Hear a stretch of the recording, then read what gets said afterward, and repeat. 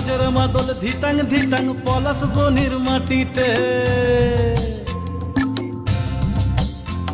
এই বাজার মাদল ধিটাং ধিটাং পলাশ বনির মাটিতে, পরবটাতে লাইজব মোরা মারাং বুরুর থানেতে। এই বাজার মাদল ধিটাং ধিটাং পলাশ বনির মাটিতে, পরবটাতে লাইজব মোরা মারাং বুরুর থানেতে। পলাশ ফুলে রং ধরেছে। হ্যালো ফ্রেন্ডস, আজ বীরভূম সফরের শেষ পর্ব। আমরা যে সরকারি আবাসে ছিলাম সেখানে আদিবাসী নৃত্য পরিবেশন হচ্ছে, খুব সুন্দর, নাচের তালে তালে মনেও দোলা লাগে।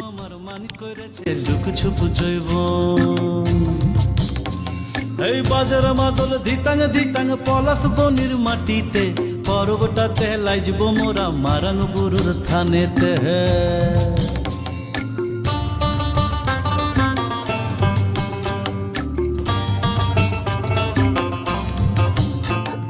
ঝিমি ঝিমি ঝিমলে চলে সাহাড়িয়াতে কান, মরদের বুকের ভিতর বড় দিনের গান। এই ঝিমি ঝিমি ঝিমলে চলে সাহাড়িয়াতে কান, মায়া মরদের বুকের ভিতর পর্ব দিনের গান। পলাশ ফুলে রং ধরেছে,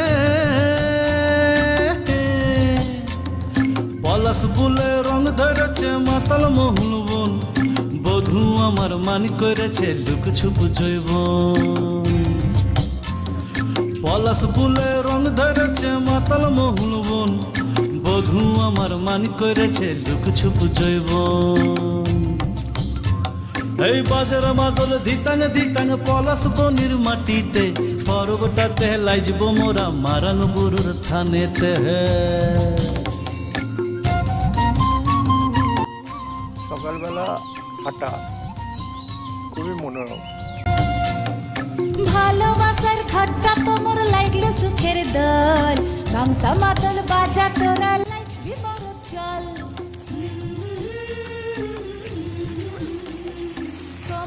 এই হচ্ছে সেই বিখ্যাত বাম্পার,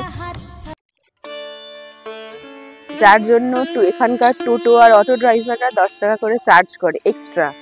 মানে নর্মাল যা ভাড়া তার উপরে তারা ইচ বাম্পারের জন্য 10 টাকা করে চার্জ করে। এমনিতেই এখানে খুব নিস্তরঙ্গ জীবন, কারো কোনো তাড়া নেই, ওই যাচ্ছে যাবে, যাচ্ছি যাবো, এইরকম ভাবে তাদের জীবন চলে।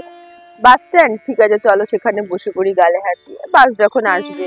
টোটো স্ট্যান্ডেও তাই, অটো স্ট্যান্ডেও তাই।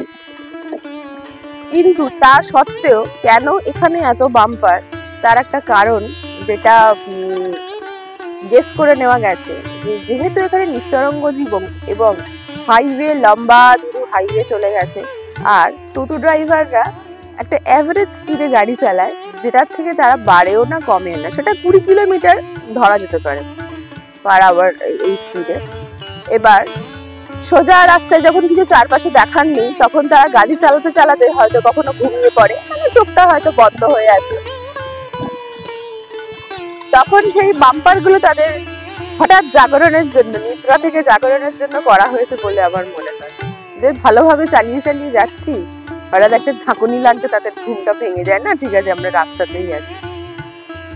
এটা হচ্ছে বাম্পার দেওয়ার কারণ, ওটা ধরে নেওয়া যেতে পারে। আচ্ছা আচ্ছা। সেই বাম্পারের উপর দিয়ে এবার তারা যেতে অভ্যস্ত, 10 টাকা করে এক্সট্রা পাচ্ছে, অসুবিধা নেই। কিন্তু আমরা যারা যাচ্ছি, আমরা যারা টুরিস্টরা যাচ্ছি, তাদের এক একটা বাম্পারের জন্য এক একটা করে কলকবজা একটু করে লুজ হয়ে গেছে। এবার এইরকম 1 কিলোমিটার রাস্তার মধ্যে অন্তত 10খানা বাম্পার, তো একবার করে 10খানা জয়েন্ট আমাদের যদি লুজ হয়ে যায়, তাহলে অবস্থাটা কেমন হচ্ছে বুঝতেই পারছেন। এক একটা বাম্পার আছে যেগুলো আমাদের টোটো অটোর সিট থেকেই উঠিয়ে দিচ্ছে। ও, এরকম অবস্থা রাস্তার? হ্যাঁ। তাহলে খুবই অসুবিধাজনক। বাম্পার গুলো না থাকলে খুব ভালো হয়। হ্যাঁ, তবে একটা দুটো মাঝে মাঝে থাকে, বেশি না। না ভর্তি তো আর থাকবে না। বন্ধুরা, আজ কলকাতা ফেরার দিন, সবারই মন খারাপ শেষ দিনে যা হয়ে থাকে। আমরা তাই দুবরাজপুর স্টেশনের কাছে দুপুরবেলার দিকে চলে এসেছি। এই হোটেলটা দুবরাজপুর স্টেশনে ঢোকার ঠিক মুখেই। মোটামুটি হোটেল, খুব হাইফাই না। লাঞ্চ করছি এই সেন হিন্দু হোটেলে। আমরা নিয়েছি চিকেন মিল। এইখানে আমাদের দিয়েছে ডাল, আলু পোস্ত, আলু পটলের তরকারি, আলু ভাজা, লেবু, লঙ্কা, পেঁয়াজ। আর চিকেনের পিস হচ্ছে এই দেখুন, বেশ লাল গড়গড়ে ঝোল, 3টে চিকেন।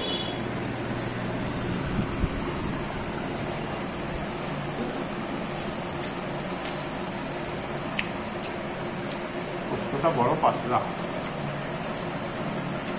খুব ঘন পোস্ত ভালো লাগে।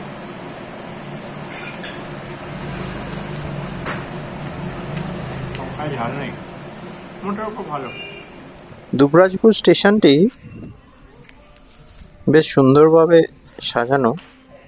ছোট্ট স্টেশন, কিন্তু বিভিন্ন চিত্রকলা ফুটিয়ে তোলা হয়েছে।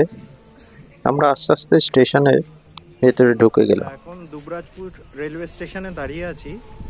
ট্রেন আসবে 1:55। এখন ওয়েটিংয়ের পালা।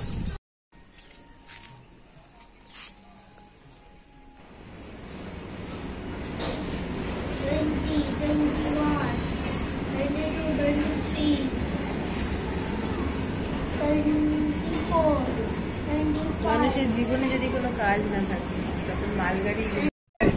ট্রেন 1:55 ছেড়ে দিল। আমরা আমাদের রিজার্ভ সিটে উঠে গেলাম। Bye bye Birbhum.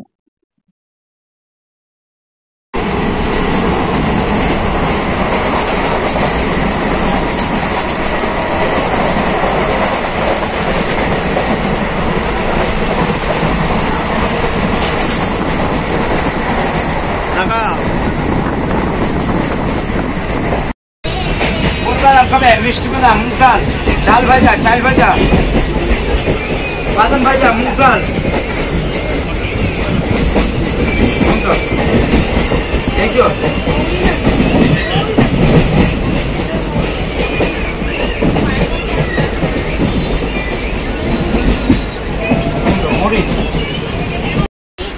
বাদাম, মুগ ডাল, গুড় বাদাম খাবে? গুড় বাদাম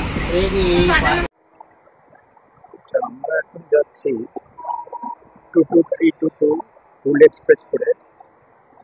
এই ট্রেনটা যায় শিউড়ি থেকে হাওড়া জংশন। এইমাত্র উত্তরা স্টেশন পেরিয়ে গেল, অন্ডালের দিকে যাচ্ছে। 10-12টা স্টেশন। প্রথমে শুরু হয় শিউড়ি থেকে, তারপরে দুবরাজপুর, যেখান থেকে আমরা উঠলাম, তারপরে পাণ্ডবেশ্বর, তারপরে উকরা, তারপরে অন্ডাল, অন্ডালের পর দুর্গাপুর, তারপরে পানাগড়, তারপরে মানকড়, তারপরে বর্ধমান, বর্ধমানের পর ব্যান্ডেল হয়ে হাওড়া। আর ট্রেনটিতে একটি এসি কম্পার্টমেন্ট আছে আর 2টো সেকেন্ড সিটিং। আমরা সেকেন্ড সিটিংয়ে বসেছি, আর বাকি সবই জেনারেল। ট্রেনটি সুপার ফাস্ট, ভালোই যাচ্ছে, কোনো কমপ্লেন নেই। মুড়ি খান, মুড়ি, মশলা মুড়ি, মুড়ি ঝালমুড়ি, মুড়ি খান। ठंडा लगा गर्मी आ गया। मुड़ी मुड़ी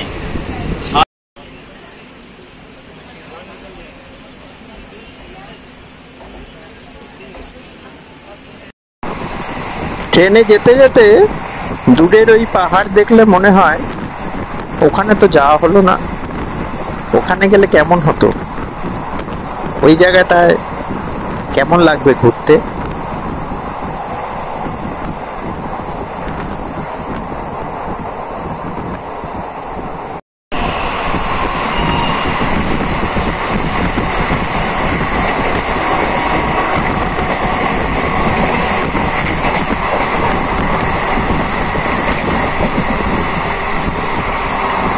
এই স্টেশনে দেখি দাঁড়িয়ে আছে 11447 শক্তিপুঞ্জ এক্সপ্রেস, যেটা ডেইলি আপ ডাউন করে জব্বলপুর জংশন এবং হাওড়ার মধ্যে।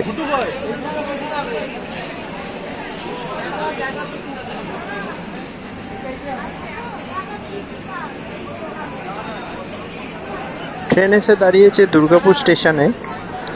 এই দুর্গাপুরের অনেক মেমোরি আছে।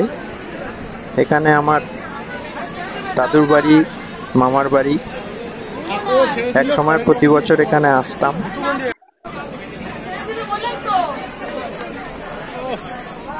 অনেক ভালো মেমোরি আছে এই দুর্গাপুরের।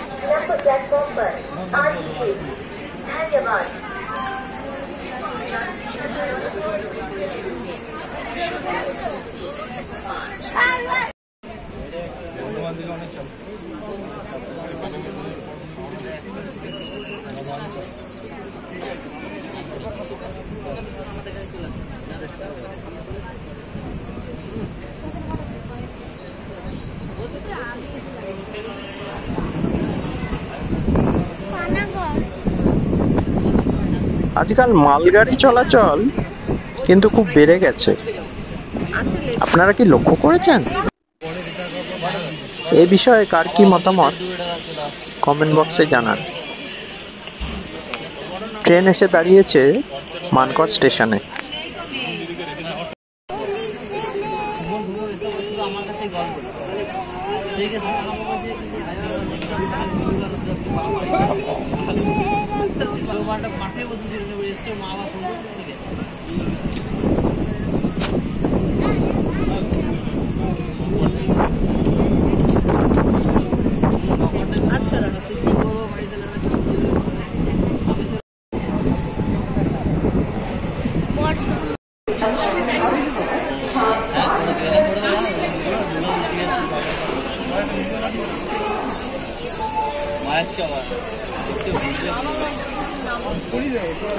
বর্ধমান স্টেশন চলে এলো।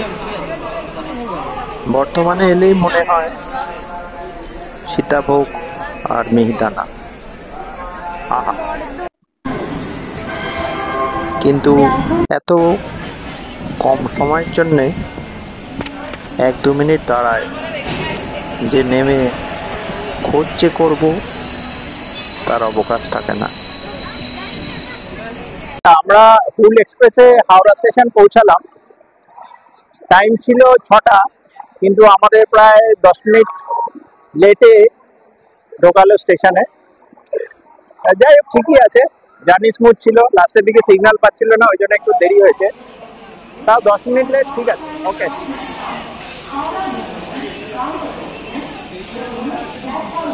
হাওড়া স্টেশনে নেমে ঠিক করলাম যে মেট্রো করে যাব। স্টেশন থেকে নেমে হাওড়া মেট্রোর সামনে চলে এলাম। দেখা যাক। এই প্রথমবার গঙ্গার নিচ দিয়ে মেট্রো করে যাব। বেশ এক্সাইটমেন্টও হচ্ছিল। চারিদিক ঝকঝকে নতুন। আমরা আস্তে আস্তে নিচে নামতে লাগলাম।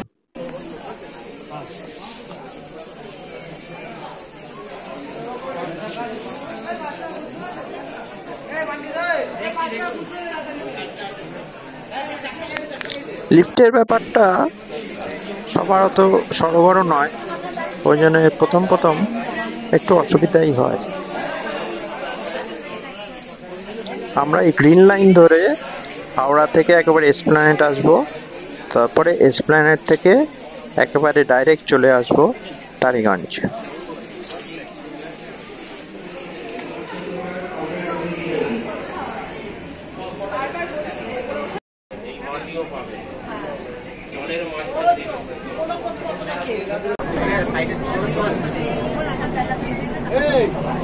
নীল হয়ে যাবে, ওয়েট করো। মহাকরণ। अगला स्टेशन महाकरण। পরবর্তী স্টেশন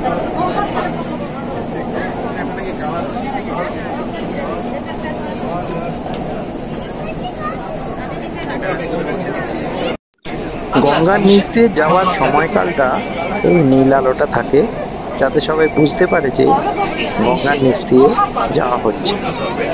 আপনাকে স্বাগত জানাই। কলকাতা মেট্রো রেল মাত্র 6 মিনিট ট্রেন এখন প্রবেশ করতে চলেছে হুগলি নদীর প্রবেশকারী। আপনারা রয়েছেন জলে ছিটে লেগেছে, বৃষ্টি হচ্ছে, গঙ্গার জলে ছিটে লেগেছে। দেখো গঙ্গা জলে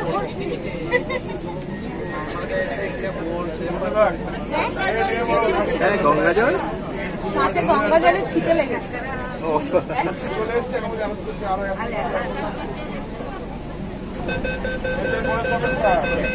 কেমন লাগছে? ভালো ভয় লাগছে না তো? সেট করে চলে যাবো, তাই তো?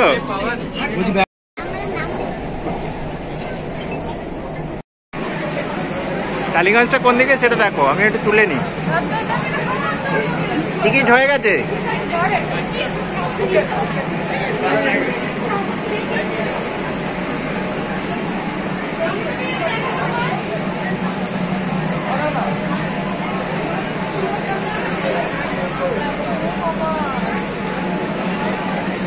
কেমন লাগছে? ভালো, হ্যাঁ ভালো লাগছে, কিন্তু শুধু বাড়ি গিয়ে পড়াটা করতে পারছি না, সেটাই যা অপশন। এই তো 2 মিনিটে চলে এলে, কত টাইম সেভ হলো। ফট করে টালিগঞ্জ চলে যাবো, সেখান থেকে ট্যাক্সি করে হঠাৎ করে বাড়ি, কত তাড়াতাড়ি হয়ে গেল।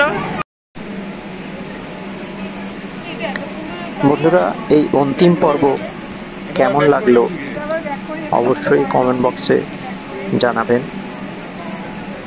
পুরো বীরভূম সফর 2024 কেমন লাগলো তা কমেন্ট করে জানান। পারলে লাইক, শেয়ার এবং সাবস্ক্রাইব করবেন।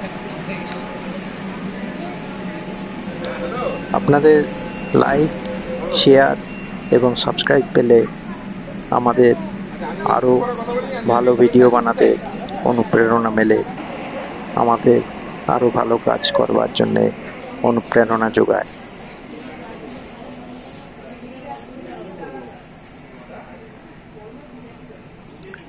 থ্যাংক ইউ ফ্রেন্ডস, আবার দেখা হবে পরের পর্বে। এখনকার মতো টাটা, বাই বাই। একটু হালকা নেচে না?